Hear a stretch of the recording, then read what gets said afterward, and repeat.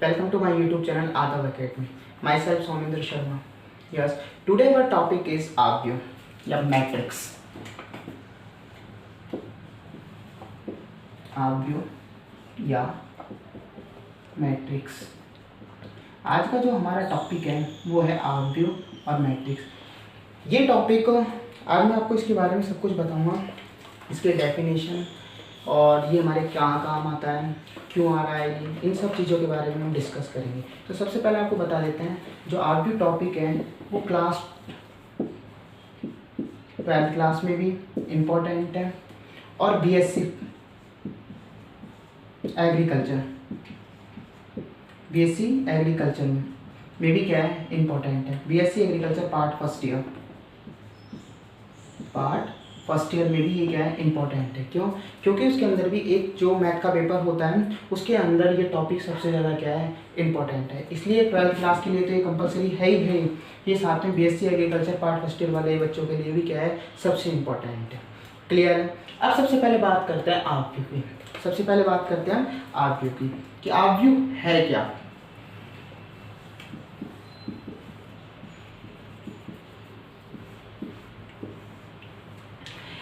ARView क्या है? ये संख्याओं या फलनों का, ये क्या है संख्याओं या फलनों का एक आयताकार क्या है विन्यास है. ARView क्या है? ये क्या है ARView क्या है? संख्याओं या फलनों का क्या है आयताकार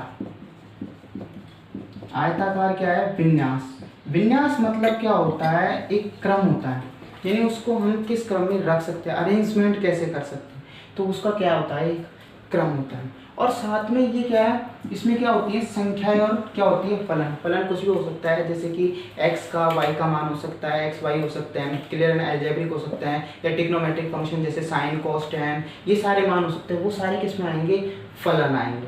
क्लियर है ना. और संख्या क्या आएगी जो निश्चित मान होते हैं, जैसे 1 2 3 है, कुछ अदर मान 0 है, माइनस में है, बटे में है, अंडर रूट में है. क्लियर है ना. वो सब चीज़ आएंगी. ठीक है ना. तो उन सब संख्याओं को एक आयताकार आप जानते हो इस टाइप से एक आयताकार शेप में आयताकार जो विन्यास होता है क्रम होता है वो क्या कहलाता है ARView कहलाता है. क्लियर है. तो अर्थात आपको एक बात पता चल गई कि इसके अंदर संख्याओं फलनों को एक आयताकार विन्यास में रखता है. अर्थात मैट्रिक्स से क्या होता है आयताकार क्या होता है विन्यास होता है. क्लियर है. ठीक है. अब बात आती है इनके अंदर के अवयव की. इसको रिप्रेजेंट करते हैं कैपिटल से. जो ARView होता है उसे कैपिटल लेटर से हम क्या करते हैं रिप्रेजेंट करते हैं. और उसकी जो शेप होती है वो कैसी होती है एक आयताकार. इस टाइप का ब्रैकेट हो सकता है, या उसको हम कैसे रिप्रेजेंट करते हैं इस तरह भी क्या करते हैं रिप्रेजेंट करते हैं. कुछ बुकों में इस टाइप से मिलेगा और कुछ बुकों में इस टाइप से मिलेगा.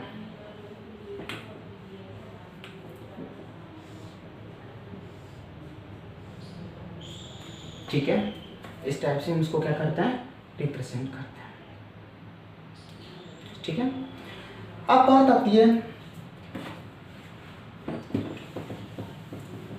ये तो हमने रिप्रेजेंट बताया. अब ARView को हमेशा अंग्रेजी के कैपिटल लेटर से लिखते हैं. ARView को हमेशा अंग्रेजी के कौन से लेटर से लिखते हैं कैपिटल लेटर से. जैसे ए से लिख दिया तो हम ए से लिखेंगे, या आपने एक्स से लिख दिया तो कैपिटल एक्स से लिख सकते हो, कैपिटल पी से, आपको जो अच्छा लगे. लेकिन ध्यान रखना जो लेटर होगा हमेशा कैपिटल होगा. कैपिटल मतलब अंग्रेजी के बड़े अक्षर से इसको क्या करेंगे शो करेंगे. अर्थात ए बराबर ये मैट्रिक्स बन गई. क्लियर है. ठीक है. अब बात आती है इसमें बात आई थी संख्याओं की, यानी इसमें क्या होती है संख्याएं. और किसी भी जैसे कमरा है उसके अंदर हम कुछ भी चीज़ रखते हैं तो वो कहलाता है सामान. क्या कहलाता है उसका सामान कहलाता है. वैसे ही इस मैट्रिक्स के अंदर जो संख्याएं होती हैं या फलन होते हैं. क्लियर है. जैसे इसमें संख्या मैंने दे दी 2 4, ठीक है, 5 और 6. ठीक है. तो ये क्या है संख्याएं हैं. ये क्या है संख्याएं. सर बात फलन किया जाए तो जैसे आपने दे दिया x, इसमें x², इसमें y और इसमें 9. ठीक है. तो ये क्या हो गया इसमें फलन. इसको ऐसे दे दो x+1. तो ये क्या हो गया एक टाइप का फलन हो गया. क्लियर है ना, फंक्शन है एक टाइप का ये, ठीक है ना। अब इसके अंदर जो ये 2 है, 4 है, 5 है, 6 है, या फिर x है, y है, ठीक, x² x+1 है, ये इसके क्या है, अवयव, ये इसके क्या है, अवयव, या इसे बोलते हैं प्रविष्टियां, या इसे क्या बोलते हैं हम, प्रविष्टियां। तो आपसे पूछ ले तो अवयव किसे कहते हैं, मैट्रिक्स के अवयव किसे कहते हैं, कि मैट्रिक्स के अंदर जो संख्याएं या फलन उपस्थित होते हैं वो उसकी क्या कहलाती हैं, अवयव या प्रविष्टियां कहलाती हैं, ठीक है, यस। अब बात आती है किसी भी जगह हम कोई भी चीज़ रखते हैं तो उसकी काउंटिंग करते हैं कि वो कितनी चीज़ रखी जाएगी, क्लियर है। तो मैट्रिक्स में भी हम कोई भी चीज़ रख रहे हैं तो उसके अवयव होंगे, और अवयवों की फिर क्या होगी, संख्या, अवयवों की क्या होगी, संख्या, तो कितनी संख्या में रखे जाएंगे और कैसे कैसे रखे जाएंगे, कितनी संख्या होगी और वो कैसे कैसे रखे जाएंगे, तो वो उसकी क्या होंगी, संख्या, क्लियर है। तो उसे हम क्या कहते हैं, उसे कहते हैं आव्यूह की कोटि या आव्यूह का क्रम, आव्यूह की कोटि या आव्यूह का क्रम। इससे हमें उनमें उपस्थित किसके बारे में पता चलती है, हमें पता चलता है कि उसके अंदर कितने अवयव है और उन्हें कितने प्रकार से रख सकते हैं, क्लियर है, यस। देखिए जैसे कि हमारा नेक्स्ट टॉपिक है आव्यूह की कोटि, order of matrix, order of matrix, order of matrix, ठीक है, ऑर्डर ऑफ मैट्रिक्स, आव्यूह की कोटि। जैसे फॉर एग्जांपल अपन ने माना ए कोई क्या है, आव्यूह, जिसके अंदर 2, 4, 6 और 8 के दे रखे हैं, कोई मान दे रखे हैं, ठीक है, ये मान दे रखे हैं। अब उनको दिख रहा है इसके अंदर, मैं सिर्फ बता रहा हूँ एग्जांपल, ढंग से समझना। 2, 4, 6, 8 कितने अवयव दे रखे हैं इसमें, टोटल कुल कितने अवयव है, 4 अवयव है। कुल अवयव कितने हैं इसमें, 4 अवयव है, ठीक है, कुल अवयव कितने हैं, 4 अवयव है, ठीक है। आपको question they they for example कि किसी मैट्रिक्स में किसी आव्यूह में 4 अवयव हैं, पता नहीं कौन से 4 अवयव हैं, तब आव्यूह की कोटि बताइए, आव्यूह की कोटि। तो हमें पता है क्वेश्चन ने दे दिया कि कोई आव्यूह जिसमें 4 अवयव है, तो उसकी क्या बताना है, कोटि। इसमें तो हमने दे रखे थे इसके अंदर ये संख्या, ये तो ज्ञात मान है, बिल्कुल फिक्स है कि ये तो दे रखे हैं अपन को, ठीक है, लेकिन उनको पता नहीं है कौन सी, सिर्फ इतना सा क्वेश्चन दे दें तो हमें पता कैसे चलेगा कि कौन सी कोटि है, कौन सी कोटि नहीं है, क्लियर है, ठीक है। तो उससे पहले मैं आपको एक चीज़ बताना चाहता हूँ, यस। तो मैं पहले आपको बताने वाला था, तो देखिए सबसे पहले हम जानते हैं कि आव्यूह या मैट्रिक्स को हम क्या करते हैं, कैपिटल लेटर से लिखते हैं। तो पहले कैपिटल लेटर से लिख दिया, बराबर, और ये एक आयताकार विन्यास होता है, ठीक है भाई, आयताकार विन्यास ये रहा। अब बात आती है इसमें क्या होता है, अवयव रखे जाते हैं, ठीक है, अवयव रख दो आपने, जैसे कि 2, 5, 6 और 9 रख दिए ना एग्जाम्पल। अब ढंग से समझना, अवयव रख दिए। अब हमें पता कैसे चलेगा, कोटि पढ़ने से पहले, आव्यूह कोटि पढ़ने से पहले मैं बता रहा हूँ। अब क्या होता है कि 2 और 5 ये इस टाइप की आड़ी लाइन हो गई, 6 और 9 ये भी क्या हो गई, आड़ी लाइन, यानी कि आड़ी जो लाइन है, आड़ी जो रेखा है, आड़ी रेखा है, आड़ी रेखाओं को हम क्या बोलते हैं, आड़ी रेखाओं को क्षैतिज रेखाएं, आड़ी रेखाओं को हम क्या बोलते हैं, क्षैतिज रेखाएं, ठीक है, ये हमारी क्या है, क्षैतिज रेखाएं।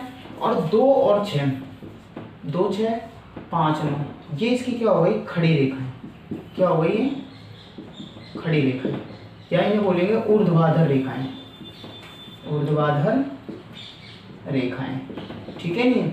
तो क्या होता है कि जो मैट्रिक्स है या आव्यूह है जिसमें आड़ी रेखाएं हैं उन्हें क्षैतिज रेखाएं कहते हैं, क्षैतिज रेखाएं होती है उन्हें हम कहते हैं पंक्तियां, उन्हें हम क्या कहते हैं, ये वाली को और इस वाली को हम क्या बोलेंगे, दोनों को मिक्स करके इनको बोलेंगे हम पंक्तियां, क्या बोलेंगे हम, पंक्तियां। यानी कि जो क्षैतिज रेखाएं होती हैं मैट्रिक्स में, जो क्षैतिज रेखाएं होती हैं वो सारी की सारी क्या कहलाती है, पंक्तियां, क्या कहलाती है, पंक्ति। ये हम पंक्ति लगा के सीधी रेखा में चलते हैं, ठीक है नहीं, वो तो हो गई। अब बात आती है इसके अंदर जो खड़ी होती है, यूं सीधी खड़ी रेखा यानी खड़ी लाइन में ये खड़ी लाइन जो दिख रही है आपको, ठीक है नहीं, ये खड़े वाले जो एलिमेंट्स होते हैं, सीधे खड़े वाले ये वाले एलिमेंट्स, तो ये एलिमेंट्स कौन से होता है, ये होती है ऊर्ध्वाधर। कौन सी होती है, ऊर्ध्वाधर। रेखा इसलिए बता रहे हैं ताकि मैंने लाइन खींची है इसलिए, ठीक है ना। जो ऊर्ध्वाधर जिसमें एलिमेंट होता है, एलिमेंट मतलब इसमें अवयव होते हैं जो सीधे इधर टाइप में खड़े, तो उन्हें बोलते हैं स्तंभ। क्या बोलते हैं उन्हें, जो खड़े टाइप में है अवयव हैं उन्हें हम बोलेंगे स्तंभ।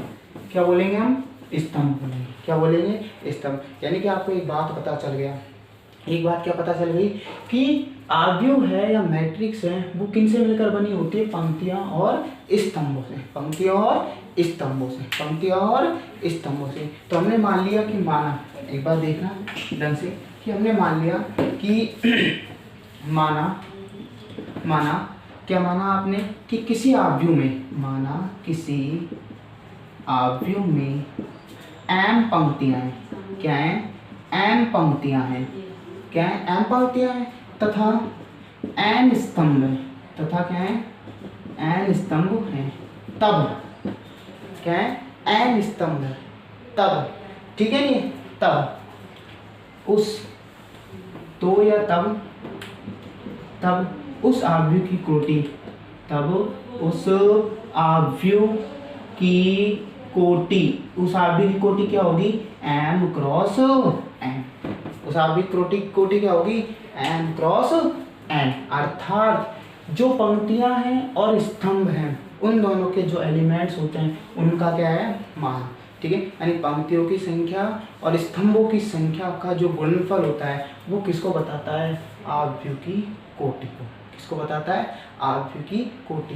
और यही आव्यूह की कोटि उस मैट्रिक्स में उपस्थित अवयवों की संख्या को क्या करती है, बताती है। अवयवों की संख्या को क्या करती है, बताती है। क्लियर है, कैसे, तो हमारा क्वेश्चन है ये वाला।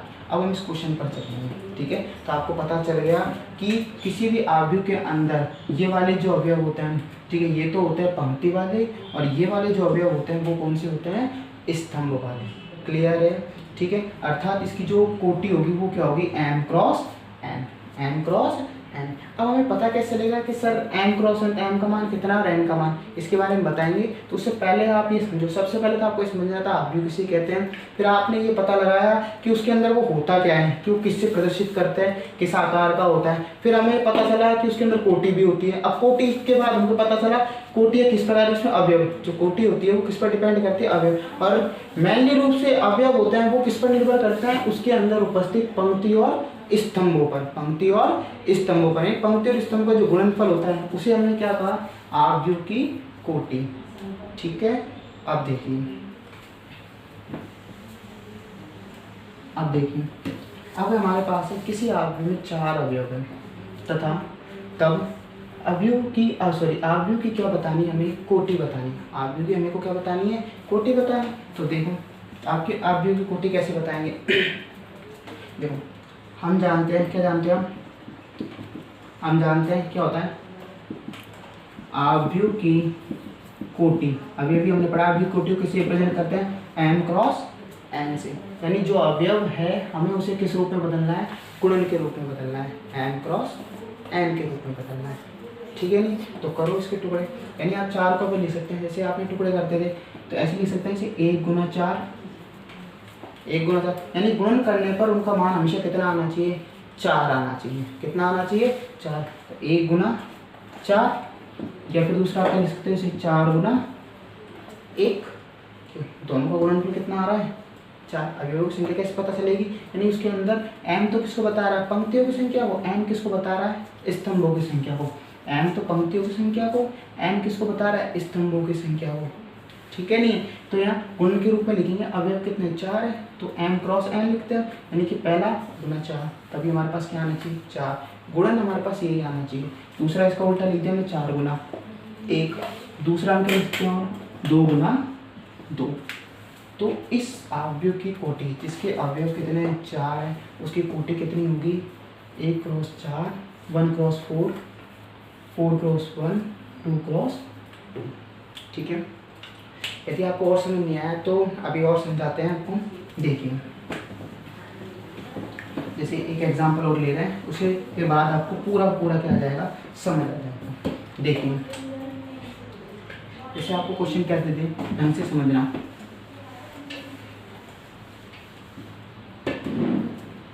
जैसे आपको दे दे किसी आव्यूह में किसी आव्यूह में 8 अवयव हैं, 8 अवयव हैं। कितने अवयव हैं? 8 अवयव हैं। तब आव्यूह की कोटि होगी। तो आव्यूह की कोटि क्या होगी? हम जानते हैं, सॉल्यूशन आप जानते हो क्या है कि आव्यूह की कोटि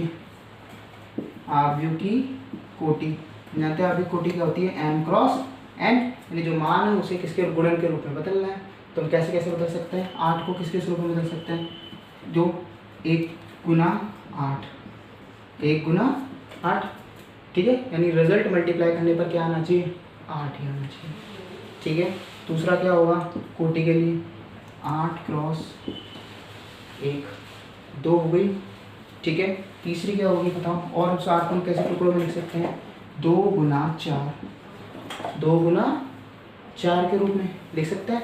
तो वो भी उसकी क्या होगी? उसकी कोटि होगी। या फिर हम उसको क्या लिख सकते हैं? 4 गुना 2 के रूप में। किसके रूप में लिख सकते हैं? 4 गुना 2 के रूप में। और भी लिख सकते हैं क्या इसको? नहीं लिख सकते। क्लियर है? इसकी कोटि कितने कोटि हो गए? 1 क्रॉस 8 का, 1 क्रॉस 8 का, 8 क्रॉस 1 का, 2 क्रॉस 4 का, 4 क्रॉस 2 का। क्लियर है? कब? जब किसी आव्यूह में कितने अवयव हो? 8। तो उसकी कोटियाँ कौन कौन सी होगी? तो उसकी कोटियाँ होंगी, तब कोटियाँ आव्यूह की कोटियाँ होंगी। कौन कौन सी होंगी? ये सेकंड, थर्ड और फोर्थ। क्लियर है? यस, ठीक है। ये तो हमारी क्या हो गई? कोटियाँ, ठीक। यस, अभी भी आपने पढ़ी थी कोटि के बारे में, ठीक है। तो एग्जाम्पल से और समझ लेते हैं, ठीक है। जैसे अभी भी हमने पढ़े थे कि अवयवों के हिसाब से कोटि दे दे तो हमें पता चल जाती है, ठीक है। अब ऐसे हमें दे दे तो हमें पता कैसे चलेगा कि कितने कोटि का है, कितने कोटि का नहीं है। जैसे आपको दे दे कि A बराबर, आपको दे दे 1, 2, 3 और 4 का, 1, 2, 3 और 4, ठीक है ना। A बराबर ये आव्यूह की कोटि बतानी है। तो इसकी कोटि बतानी है, ठीक है। तो कोटि कैसे पता चलेगी हमको? देखो, सबसे पहले इसमें देखो पंक्तियों की संख्या, कितनी पंक्तियां हैं इसमें? देखो, एक पंक्ति, ठीक है। पंक्तियों की संख्या कितनी है? 1 और 2 पंक्तियां। तो पंक्तियों की संख्या कितनी हो गई इसमें? 2, ठीक है। सेकंड देखना है आपको स्तंभों की संख्या। स्तंभों की संख्या कितनी है? 1 और 2, ठीक है। तब आव्यूह की कोटि, तो आव्यूह की कोटि क्या होगी? पंक्तियों की संख्या गुना स्तंभों की संख्या, पंक्तियों की संख्या गुना स्तंभों की संख्या। तो बताओ बेटा क्या होगी? पंक्तियों की संख्या कितनी होगी? 2 और क्रॉस 2। अतः इसकी आव्यूह की कोटि क्या होगी? 2 क्रॉस 2, ठीक है ना। बाकी चीज़ सॉल्व नहीं करी अपन ने डायरेक्ट इनके स्तंभों की और उसकी संख्या के आधार पर निकाला, ठीक है। एक एग्जांपल और देख लो हम। जैसे आपको दे दे, जैसे A बराबर 5, 6, 9, 2, ठीक है। सॉरी 5, 6, 9, 2, 3, 7, 9, 1, 0, 3। ये मैंने अपने मन से ले रहा हूँ, ठीक है ना। आव्यूह की कोटि बताइए। आपका कॉन्सेप्ट क्लियर होना चाहिए कि असली में आव्यूह होता क्या है, ठीक है ना। इन सब चीज़ों के बारे में ढंग से टॉपिक क्लियर होना चाहिए, ठीक है नहीं। तो कोटि क्या होगी? तो वही सॉल्यूशन बताओ। पहले वही पंक्तियों की संख्या। तो पंक्तियों की संख्या कितनी है इसमें? 3। कौन कौन सी? First, second and third. Next स्तंभ 1, 2, 3। और स्तंभ कितने हैं? स्तंभों की संख्या तो स्तंभों की संख्या कितनी है इसमें? 3 है। क्लियर है? ठीक है। तब आव्यूह की कोटि, तो आव्यूह की कोटि कितनी हो गई? स्तंभों की संख्या, सॉरी पंक्तियों की संख्या,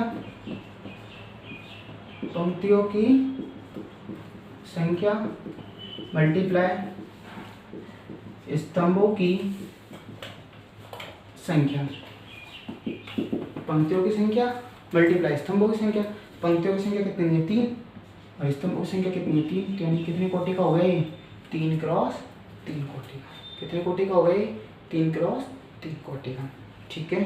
यस। अब नेक्स्ट देखो, ये तो आपने कोटि पढ़ ली, ठीक है, इससे रिलेटेड, ठीक है ना। जैसे आपको एक लास्ट क्वेश्चन और कोटि से रिलेटेड ढंग से समझना मुझे, जैसे आपको बताते ढंग से समझना चाहिए। क्वेश्चन देते कि a बराबर 2 3 5 6 9 7 देते आव्यूह की कोटि बताइए। आव्यूह की क्या बतानी है हमको? कोटि बतानी है। तो सॉल्यूशन क्या होगा? तो देखिए यार, पंक्तियों की संख्या, पंक्तियों की संख्या, तो पंक्तियों की संख्या कितनी है? 1 और 2, ठीक है। और स्तंभों की संख्या कितनी है? 1 2 और 3। तब आव्यूह की कोटि, तब आव्यूह की कोटि, तो इसकी कोटि कितनी होगी? वही पहले तो पंक्तियों की संख्या गुना फिर किसकी संख्या? स्तंभों की संख्या। तो कितने कोटि का हो गया? 2 क्रॉस 3 का। 2 क्रॉस 3 का आते हैं आव्यूह ए क्या होगा बताओ? 2 3 और 5 6 9 और 7 कितने का होगा? 2 क्रॉस 3 का। मैंने उसमें नीचे इस टाइप से लिखा नहीं था उन वाले 2 क्वेश्चनों में, ठीक है, उनमें तो आप इसी तरह लिख लेना 2 क्रॉस 3 का, ताकि आप इसलिए लिखा है ताकि अब आपको समझ आ गया कि ये कहाँ पर और कैसे लिखना है, ठीक है। आव्यूह की जो कोटि होती है वो कहाँ लिखी जाती है? यहाँ पर लिखी जाती है। m क्रॉस n जो लिखा जाता है वो ये, ठीक है। नहीं है? क्लियर है? यस। आपके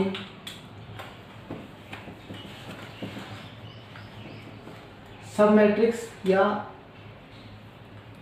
उपाव्यूह, नेक्स्ट आता है उपाव्यूह, जैसे बोलते हैं हम सब मैट्रिक्स। क्लियर है? देखिए, उपाव्यूह या सब मैट्रिक्स किसे कहते हैं? जैसे कि आपको देखा, माना कोई मैट्रिक्स है ये रहा, 2 3 5 6 7 9 9 8 और 7, ठीक है। ये आपको कोई मैट्रिक्स आपको दे रखा है, ठीक है, आप ढंग से समझना, ठीक है। तो ए बराबर आपको दे रखा है 2 3 5 6 7 9 9 8 7, आपको ये दे रखा है, ठीक है।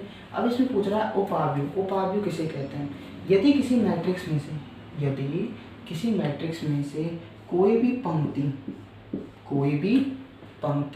या कोई भी स्तंभ को हम क्या कर देते हैं? हटा देते हैं। दोबारा ढंग से सुनना, किसी मैट्रिक्स में से कोई सी भी पंक्ति या कुछ पंक्ति, ठीक है, या कुछ स्तंभों को हम क्या कर देते हैं? हटा देते हैं, ठीक है। पूरा स्तंभ हटेगा और पूरी पंक्ति, ठीक है, स्तंभ हटा देते हैं, ठीक है। तो बचे हुए, ठीक है ना, तो बचे हुआ जो मान है, ये जो बची हुई जो मैट्रिक्स है वो कौन सी मैट्रिक्स कहलाती है? उपाव्यूह कहलाती है, या इसे कहते हैं सब मैट्रिक्स बोलते हैं। तो बची हुई कौन सी बच गई बताओ? तो बची हुई मैट्रिक्स हमारे कौन सी बच गई? ये बच गई 7 9 8 और 7, जो ये बच रही है ये कौन सी मैट्रिक्स कहलाती है? उपाव्यूह। ये इसे बोलते हैं सब मैट्रिक्स। अब है हम नेक्स्ट पढ़ेंगे, अभी थोड़ी देर पहले हमने क्या पढ़ा था? उपाव्यूह पढ़ा था, ठीक है ना। अब हम क्या पढ़ेंगे? तुल्याव्यूह। नेक्स्ट हमारा है तुल्य अवयव। नाम से पता चल रहा है तुल्य, यानी इसमें क्या होगी, तुलना होगी। क्या होगी बेटा, तुलना। तो क्या होगी, माना ए व बी दो क्या है, मैट्रिक्स है। दो क्या है, मैट्रिक्स है। दो मैट्रिक्स है जिनकी कोटि सॉरी जिनकी क्या समान है बेटा, जिनकी कोटियां क्या है बेटा, समान है। जिनकी कोटियां क्या है, समान। ए और बी दो मैट्रिक्स जिनकी कोटियां समान है, तो वो कौन सी मैट्रिक्स कहलाएंगे बेटा, तुल्य। आप भी बोल रहे हैं तुल्य मैट्रिक्स। फॉर एग्जाम्पल, आपको एग्जाम्पल से आपको बताते हैं। जैसे आपको एग्जाम्पल दे दे कि a इज इक्वल टू 2, 3, 5 और 6 और b की वैल्यू आपको दे दे, ठीक है, 5, 9, 7, 9, ठीक है, ये आपको दे रखी है।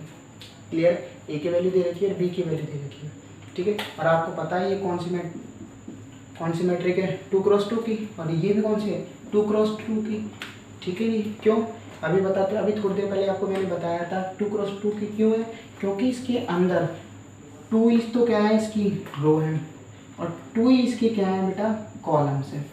2 इसकी रो है, 2 इसकी क्या है बेटा, कॉलम्स है। इसमें भी 2 रोज है और 2 क्या है बेटा, 2 रोज है, और 2 इसमें क्या है बेटा, कॉलम्स है। क्लियर है, इसलिए 2/2 की क्या हो गई, ये मैट्रिक्स हो गई। क्लियर है। आते हैं ए व बी क्या होंगे, तुल्य अवयव। ए व बी क्या होंगे, तुल्य अवयव, ठीक है। ये तो हमारे तुल्य अवयव है। अब आते हैं इसके मैट्रिक्स के टाइप्स। सर अब दिमाग में चल रहा होगा ये मैट्रिक्स के तो टाइप थे, ये मैट्रिक्स के टाइप थे, हाँ ये मैट्रिक्स के टाइप थे, ठीक है ना। लेकिन आप बिल्कुल आएंगे एक एक किस किस पर बेस है, ठीक है।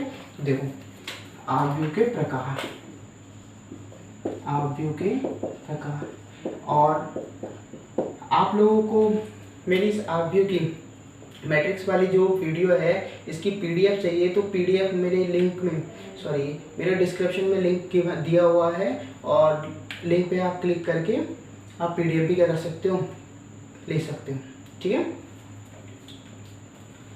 तो अवयव के प्रकार, तो पहला नंबर का जो अवयव है उसका नाम है सॉरी पंक्ति अवयव। पंक्ति अवयव, पहला हमारा जो अवयव है उसका नाम क्या है बेटा, पंक्ति अवयव। अब आप जानते हो, नाम से भी पहचान रहे होंगे इंटेलिजेंट बच्चों, पंक्ति अवयव। पंक्ति अवयव मतलब जिसमें क्या हो, सिर्फ पंक्ति है, ठीक है ना। यानी ऐसा अवयव जिसमें क्या हो, जिसमें एक ही क्या हो, पंक्ति हो, एक ही पंक्ति हो। जिसमें कितनी पंक्ति होनी चाहिए, सिर्फ और सिर्फ एक ही पंक्ति हो, ठीक है। जैसे फॉर एग्जाम्पल, ठीक है ना, ये ध्यान रखना, ठीक है ना। जैसे कौन सा होगा बेटा बताओ, जैसे फॉर एग्जाम्पल मैंने मान लिया 2, 4 और 6, ठीक है, 2, 4, 6। क्लियर है, क्यों, क्योंकि इसके अंदर पंक्तियाँ कितनी है, इसके अंदर एक, पंक्तियाँ कितनी है इसमें, एक, और स्तंभ कितने हैं, ठीक है। यानी कि ऐसा अवयव जिसके अंदर पंक्ति कितनी हो, एक हो, कौन सा अवयव कहलाता है, ठीक है, पंक्ति अवयव, ठीक है। सेकंड है आपके स्तंभ अवयव। नाम से पता चल रहा है, यानी इसमें स्तंभों की संख्या कितनी होगी बेटा, एक। स्तंभों की संख्या कितनी होगी, एक। ऐसा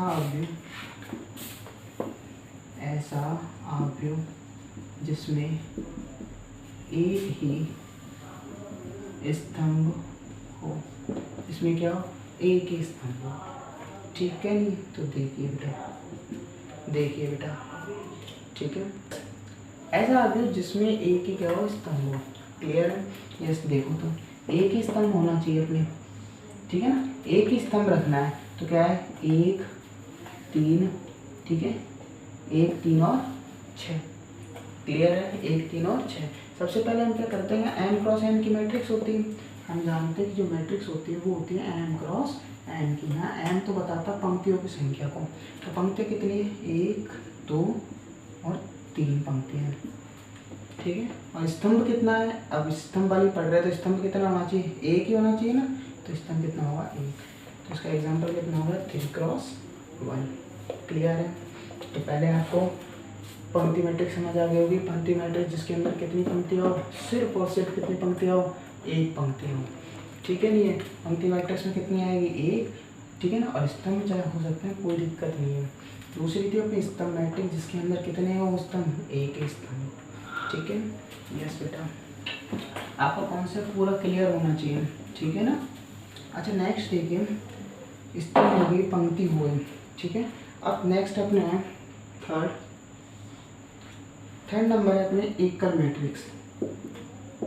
एकल नाम से पता चल रहा है, तो एक एक चीज़ है नाम से बता रही है कि क्या है क्या नहीं है, ठीक है। एकल मैट्रिक्स, एकल मैट्रिक्स मतलब यानी जिसके अंदर कितने हो, एक ही अवयव हो। ऐसा अवयव जिसमें एक ही क्या हो, अवयव हो। इसमें कितना अवयव हो, सिर्फ एक ही अवयव हो, अर्थात पंक्ति भी एक होगी और स्तंभ भी एक ही होगा, ठीक है। जैसे फॉर एग्जाम्पल आपके सामने एग्जाम्पल, जैसे a = मैंने लेट कर लिया 1, ठीक है। यानी कितने क्रॉस की होगी, 1 क्रॉस 1 की। यहाँ b = बताओ कोई और एग्जाम्पल, जैसे आप ले लो 5 ले लो, तो भी कितना होगा बेटा, 1 क्रॉस 1 की, ठीक है। ये आपकी क्या हो गई, एकल मैट्रिक्स। अब नेक्स्ट मैट्रिक्स है जो आप देखो एकल। सबसे पहले आपने पंक्ति मैट्रिक्स पढ़ी, यानी जिसके अंदर क्या होता है, पंक्ति मैट्रिक्स के अंदर क्या होता है, सिर्फ एक ही पंक्ति हो। दूसरी पढ़ी आपने स्तंभ मैट्रिक्स जिसके अंदर एक ही स्तंभ हो। नेक्स्ट पढ़ रहे हो आप एकल मैट्रिक्स जिसमें एक ही अवयव हो। नेक्स्ट पढ़ेंगे हम शून्य मैट्रिक्स। तो शून्य मैट्रिक्स नाम से पता चल रहा है, शून्य मैट्रिक्स क्या होता है, जिसमें अवयवों की संख्या क्या हो, 0 हो। ध्यान रखना, अवयवों की संख्या क्या हो, 0। सबसे इंपॉर्टेंट बात है, ठीक है। ऐसा अवयव जिसमें अवयवों की संख्या क्या हो बेटा, 0। अवयवों की संख्या क्या हो बेटा, 0 या फिर क्या हो, 0, ठीक है। तो आप इसको याद रखना, सबसे इम्पोर्टेंट बात है। जो शून्य मैट्रिक्स होती है उसे रिप्रेजेंट करते हैं, ठीक है ना। इसे ओ से लिखते हैं। किससे लिखते हैं बेटा, ओ से लिखते हैं। इसे किससे लिखते हैं, ओ से लिखते हैं। ओ से क्या करते हैं हम बेटा, प्रदर्शित करते हैं। थोड़ी थोड़ी लिखा रहा हूँ, ज़्यादा नहीं है, लेकिन बस इसका थोड़ा समझने के लिए, ठीक है। शॉर्ट है, बस वो समझ लो, ठीक है। तो ऐसा है जिसमें अवयवों की संख्या कितनी होनी चाहिए बेटा, 0 होनी चाहिए, और 0 होगी इसको किससे लिखेंगे, ओ से प्रदर्शित करते हैं। तो जैसे आपको बता दें, 1 कोटि के लिए बना रहे हैं, कितने कोटि के लिए बना रहे हैं, 1 कोटि के लिए। तो कितना आएगा बेटा बताओ, 0 1 क्रॉस 1 की, ठीक है। नहीं अच्छा, ये 1 कोटि के लिए 1 क्रॉस 1 के लिए। अच्छा वो था 2 क्रॉस के लिए बेटा, ठीक है। नहीं तो 2 क्रॉस के लिए क्या होता है बेटा, 2 क्रॉस 2 के लिए क्या होता है बेटा बताओ, 0 0 0 0, ठीक है बेटा। 2 क्रॉस 2 बेटा, ये क्यों बता रहा हूँ, ये इंपॉर्टेंट है। कई बार आपके क्वेश्चन आएंगे आगे, जब आप करोगे तब उसमें आता है ओ दे देगा आपको, और साथ में अगल बगल मैट्रिक्स दे देगा। तो हमको पता कैसे चलेगा, फिर आप दिमाग में आता है कि सर ये मैट्रिक्स 0 0 आपने ये कैसे बना दी, ठीक है। तो याद रखना, जो सामने वाली मैट्रिक्स आपको दे रखी है उससे रिलेटेड होता है, उसी के आधार पर इसका क्या किया जाता है, क्रम का क्या किया जाता है, निर्धारण किया जाता है, ठीक है। एक नेक्स्ट देखो, यदि आपको 3 क्रॉस 3 के दे दे, यानी अब आपको साफ ही दिख रहा है 3 क्रॉस 3, यानी पंक्तियाँ भी कितनी होगी, इसमें 3 होगी, और स्तंभ भी कितने होंगे बेटा, 3। तो 3 पंक्ति और 3 स्तंभ, यानी 0 0 और 0 0 0 और 0, तो 0 0 0। तो ये मैट्रिक्स हो गई 3 क्रॉस 3 की। क्लियर है ना, याद रखना, मैट्रिक्स आएगी उस हिसाब से आपको ये क्या करना देना, ठीक है। अब आपकी नेक्स्ट मैट्रिक्स आती है, तो आपने 4 मैट्रिक्स पढ़ चुके हो। अब नेक्स्ट मैट्रिक्स आती है, ध्यान से समझना, ठीक है। नहीं आप अच्छा, अब जो हमारी जो मैट्रिक्स आती है उसका नाम है, ये 5th वाली है वर्ग मैट्रिक्स। नाम से पता चल रहा है वर्ग मैट्रिक्स, वर्ग तो आप जानते हो जिसके अंदर सब चीज़ समान हो, ठीक है। अब मैट्रिक्स की बात आ रही है, यानी कि इसके अंदर जितने स्तंभ होंगे उतने इसमें क्या होंगे बेटा, पंक्तियाँ होंगी। क्लियर है। तो ऐसा आव्यूह, नाम से पता चल रहा है, ऐसा आव्यूह जिसमें क्या, पंक्तियों की संख्या व स्तंभों की संख्या क्या हो, बेटा, समान हो। दोनों की संख्या क्या होनी चाहिए बेटा, समान हो। ठीक है नहीं, ठीक है नहीं, समान हो, ठीक है, समान हो। नाम से पता चल रहा है ऐसा आव्यूह जिसमें पंक्तियों की संख्या और स्तंभों की संख्या क्या होनी चाहिए बेटा, समान होनी चाहिए। बस तो बस जैसे कि आप बता दो, for example A is equal to, आपने ले लिया 2, 3, 4 और 5, ठीक है नहीं। तो ये वर्ग आव्यूह कहलाएगी, क्या कहलाएगी बेटा, वर्ग आव्यूह या वर्ग मैट्रिक्स। क्यों, क्योंकि इसके अंदर आप बताओ पंक्तियाँ कितनी हैं, 2, और स्तंभ कितने हैं बेटा, 2 है, यानी कौन सी मैट्रिक्स होगी, 2 क्रॉस 2 की। क्लियर है। पंक्ति और स्तंभों की संख्या, पंक्ति और स्तंभों की संख्या क्या होगी बेटा, समान है। पंक्ति और स्तंभों की संख्या क्या है, इसमें समान है। फॉर एग्जाम्पल एक और ले लो अपन, बी इज इक्वल टू, आपको ले लो 1 2 3 4 5 और 6 7 8 और 9 है। ये कितने की होगी बेटा, 3 क्रॉस 3 के होगी। कितने की होगी बेटा, 3 क्रॉस 3 की, क्योंकि इन दोनों में क्या है, ये समान है, दोनों में क्या है, समान है। ठीक है नहीं, ठीक है। इधर देखो नेक्स्ट, ये तो हो गई वर्ग मैट्रिक्स। क्लियर है। अब नेक्स्ट हम मैट्रिक्स के बारे में पढ़ेंगे। आज हम थोड़ी डेफिनेशन इनके बारे में पढ़ रहे हैं। क्वेश्चन इसके बहुत ही इजी हैं, ठीक है। क्वेश्चन करने में आपको कोई प्रॉब्लम नहीं आएगी, ठीक है। बस 2-3 मैट्रिक्स और रही है इसमें। नेक्स्ट नंबर है हमारा मुख्य विकर्ण। नेक्स्ट है हमारा मुख्य विकर्ण, नाम से पता चल रहा है, सॉरी, मुख्य विकर्ण मैट्रिक्स। मुख्य विकर्ण मैट्रिक्स कौन सी होती है, आप देखो बेटा, नाम से पता चल रहा है, ठीक है ना।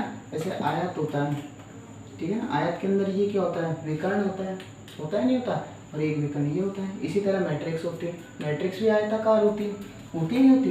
तो आयताकार मैट्रिक्स के अंदर इधर देखो बेटा क्या होता है, जैसे ए मैट्रिक्स है कोई, ठीक है ना, ए क्या है, कोई मैट्रिक्स है। तो इसमें 2 5 6 9 3 2 1 2 3, ठीक है नहीं, ये अवयव लेंगे। अब इस अवयव के अंदर क्या होता है, ये वाला पार्टीशन, ये वाला तिरछा वाला, यानी कि जो लेफ्ट हैंड साइड से जो भाग जा रहा है ऊपर से, कहाँ जा रहा है, राइट हैंड साइड के नीचे की साइड। क्लियर है ना, ठीक है ना। या फिर इधर से राइट हैंड साइड के ऊपर से कहाँ जा रहा है, नीचे की साइड, ये वाला पार्ट। क्लियर है ना।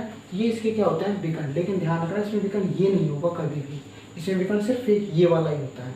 कौन सा होता है, ध्यान रखना, आयत के अंदर विकर्ण तो ये होता है, हम जानते हैं, ये वाला ये वाला, ठीक है ना। दिमाग में किसी बच्चे के चलेगा सर ये भी तो हो सकता है विकर्ण, हम विकर्ण ये भी तो ले सकते हैं, तो ध्यान रखना ये विकर्ण नहीं होगा, ठीक है, नहीं होगा, ठीक है ना। हम विकर्ण लेते हैं सिर्फ मुख्य विकर्ण, ये मुख्य विकर्ण होता है अवयव के लिए। तो मुख्य विकर्ण क्या होगा, 2 3 और 4 वाला, ठीक है नहीं, तो ये मुख्य विकर्ण होगा। अब नेक्स्ट नंबर आता है हमारे विकर्ण का। नेक्स्ट आता है विकर्ण मैट्रिक्स। अब विकर्ण मैट्रिक्स किसे कहते हैं, देखो, किसी मैट्रिक्स के, विकर्ण मैट्रिक्स क्या होता है, किसी मैट्रिक्स का, देखो ए कोई मैट्रिक्स है, ठीक है, और इस वीडियो का जो PDF है वो डिस्क्रिप्शन में नीचे दिया हुआ है, आप उस पर क्लिक करके आप PDF उसमें से क्या कर सकते हो, ले सकते हो। उनके डेफिनेशन सब कुछ मैंने उसके अंदर दिया हुआ है, तो डिस्क्रिप्शन में से आप उसको क्या कर सकते हो, ले सकते हो। देखो ए विकर्ण मैट्रिक्स है, तो ए जैसे मैंने मान ली 3 4 2 और 6। क्लियर। लेकिन अब बात आती है विकर्ण मैट्रिक्स। तो विकर्ण मैट्रिक्स क्या होते हैं कि मुख्य विकर्ण को छोड़कर बाकी जितने भी अवयव हैं वो सारे के सारे क्या होते हैं, शून्य होते हैं। वो सारे के सारे क्या होते हैं, शून्य होते हैं। ये ध्यान रखना, विकर्ण मैट्रिक्स को छोड़कर, विकर्ण मैट्रिक्स है वो क्या होगी कि मुख्य विकर्ण के अवयवों को छोड़ के बाकी सारे अवयव क्या होते हैं, इसमें शून्य होते हैं। क्लियर है। जैसे ये कौन सी है, 2 क्रॉस 2 की, इसके अंदर मुख्य विकर्ण के अवयव क्या है, को छोड़ दो, बाकी अवयव क्या है, इसमें शून्य। एक और एग्जांपल देख लो आप बेटा, जैसे आपके आ जाए 2 0 0 3 052, यहाँ भी 0 आएगा बेटा, और ये 0 0 और 9, तो ये 3 क्रॉस 3 के, क्योंकि इसके अंदर टोटल अवयव कितने हैं, 9 अवयव है, ठीक है नहीं, ये बी मैट्रिक्स है। तो ये भी इसमें देखो मुख्य विकर्ण के अवयव, ठीक है ना, मुख्य विकर्ण के अवयव क्या है को छोड़ दो, और बाकी सारे अवयव क्या है बेटा, शून्य, तो वो कौन सी मैट्रिक्स कहलाएगी, विकर्ण मैट्रिक्स। अब बच्चों के दिमाग में एक बात आ रही होगी, क्या सर कोई और मैट्रिक्स भी हो सकती है क्या इसके अलावा, ठीक है ना, तो एक बार ध्यान रखना, ये विकर्ण मैट्रिक्स है, ध्यान रखना ये हमेशा वर्ग मैट्रिक्स पर ही अप्लाई होती है, अर्थात जिनके अंदर पंक्ति और स्तंभों की संख्या हमेशा क्या हो, समान हो, उन्हीं पर ये विकर्ण मैट्रिक्स क्या होती है, लागू होती है। क्योंकि इसके बाद जो मैट्रिक्स हम पढ़ने वाले हैं इम्पोर्टेंट है, जिसका नाम है इकाई या तत्समक। क्या नाम है बेटा, इकाई या तत्समक। इधर देखो टॉपिक आपका क्लियर होना चाहिए, ठीक है। नेक्स्ट आपकी जो मैट्रिक्स है वो कौन सी है, इकाई और तत्समक। नेक्स्ट मैट्रिक्स है आपकी इकाई या तत्समक अवयव। इकाई या तत्समक, नाम से पता चल रहा है इकाई मतलब कितना हो, एक अवयव, क्लियर है। तो ऐसा अवयव इकाई या तत्समक अवयव क्या होगा, ऐसा अवयव जिसमें मुख्य विकर्ण के, ठीक है, इसमें मुख्य विकर्ण के अवयव कितने हो, एक हो, बाकी सारे अवयव क्या होने चाहिए बेटा, 0 होने चाहिए, बाकी सारे अवयव क्या होने चाहिए बेटा, 0 होने चाहिए, क्लियर है। जैसे कि 1 0 0 1, ये मुख्य विकर्ण के अवयव है, ये कितने होने चाहिए बेटा, 1 होने चाहिए, बाकी सारे क्या होने चाहिए बेटा, 0। 2 क्रॉस 2 की है वर्ग मैट्रिक्स, मैंने आपसे पहले बोला है, ध्यान रखना जो जितनी भी मैट्रिक्स होंगी कौन कौन सी, मुख्य विकर्ण वाली, वर्ग इकाई वाली, ये सारी की सारी जो मैट्रिक्स हैं वो सब डिपेंड होती है वर्ग मैट्रिक्स पर, यानी जिसमें पंक्ति और स्तंभों का मान क्या होना चाहिए बेटा, समान होना चाहिए। तो इसलिए इसकी मैट्रिक्स क्या हो जाएगी 1,1। एक चीज़ और बताने वाला हूँ, v इज इक्वल टू देखो 1 0 0 0 1 0 0 0 1, कितने की मैट्रिक्स होगी, दिमाग में आपके आ गया होगा सबके, 3 क्रॉस 3 की, कितने की बेटा, 3 क्रॉस 3 की, और इसका ये मुख्य विकर्ण का मान हो गया, ये क्या है 1 1 1, ठीक है। अब एक बात दिमाग में आएगी, चलो ठीक है, तो सर किसी के बच्चे के दिमाग में आ रही होगी कि सर हमने इकाई या तत्समक को हम आई से भी लिख सकते हैं, तो वेरी गुड बेटा, बिल्कुल सही आ रही है दिमाग में। तो ध्यान रखना, इसको हम क्या करते हैं, इसे आई से क्या करते हैं, प्रदर्शित करते हैं, आई से क्या करते हैं, प्रदर्शित करते हैं, ठीक है ना। किसी के दिमाग में एक चीज़ और आ गई होगी, तो जैसे सर आपने अभी भी ओ वाली यानी शून्य मैट्रिक्स को डिनोट की थी, 1,1 वाली में तो 0 1 से, ठीक है नहीं, और उस वाले में 2 से की थी, उसमें 3 से की थी, तो क्या इसको भी हम रिप्रेजेंट कर सकते हैं, बिल्कुल बेटा। ध्यान रखना इसमें मिनिमम 2 चीज़ चलेगी, ठीक है नहीं, 1 वाली तो आपको पता है, दूसरी हो जाएगी एक ही अवयव वाली। अब इसके अंदर इकाई में अंदर कम से कम कितनी मैट्रिक्स के लिए होनी चाहिए, यानी उसकी कोटि कितनी होनी चाहिए, 2/2 की, तो इसको हम क्या लिख सकते हैं, एक ही जगह I2 भी लिख सकते हैं। हम इसको क्या लिख सकते हैं बेटा, I2, क्यों, क्योंकि इसके अंदर कौन सी की मैट्रिक्स है, I से तो इसको रिप्रेजेंट करते हैं, और 2 इसको बताता है कि इसकी कोटि कितनी है, 2 कोटि है। दिमाग में तुरंत आ गया होगा, तो सर हम इसको लिख सकते हैं I3। क्वेश्चन आएंगे आपके, उसमें दे रखा हुआ कि I2 दे रखा होता है, I3 दे रखा होता है, O दे रखा होता है, आप कंफ्यूज होते हो कहाँ से आ गई, ये क्या है, ठीक है, हमको तो पढ़ाया ही नहीं, तो एक बार ध्यान रखना, I2 का मतलब होता है 2 क्रॉस 2 वाली मैट्रिक्स, और वो भी कौन सी है, इकाई या तत्समक वाली, ठीक है बेटा, क्लियर हो गया। यस बेटा, टॉपिक पूरा क्लियर होना चाहिए, ठीक है।